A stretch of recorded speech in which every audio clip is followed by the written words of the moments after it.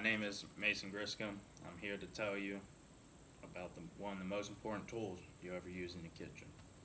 You might be thinking already that I already know this answer. Oh, it's going to be a good pan, a good stove, and a good oven. And yes, that is true. You need all three of those in the kitchen. But there's one tool that's more important than that. It's a knife.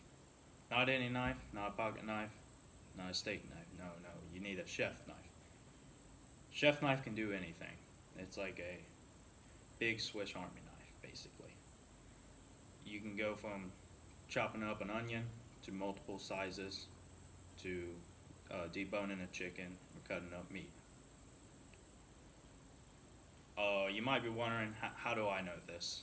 And the answer to that is simple. I'm a junior chef. I work in the restaurant industry, so I'm in the kitchens constantly, preparing dishes for customers. And I tell you, if I did not have this, I would not be able to do my job. I would not be able to produce a good dish to give to somebody to have a good night. And any of my coworkers would say the exact same thing. If we did not have this, we would not be able to do our jobs.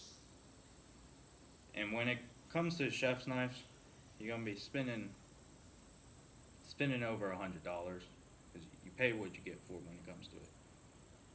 And you might be wondering, oh, don't you need multiple types of knives in your kitchen? And yes, you are true, but as journalist Elliot Bell says, there are 3 knives you need in your kitchen. At the top of that, you always need a chef knife. Well, she is 100% true on that. Because when you have a chef knife, you really don't need the other things.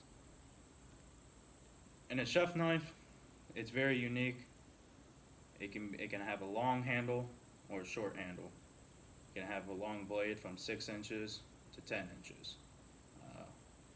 It can be wide, it can be thin. And it can have different edges on it. It all depends on who uses it. But there's one thing about knives that I think everybody knows, is that you can't keep using them forever if you don't take care of them. So when it comes to a knife like this, if you keep using it, it's eventually going to get dull. When it gets dull, you have a better chance cutting an onion with a spoon than this.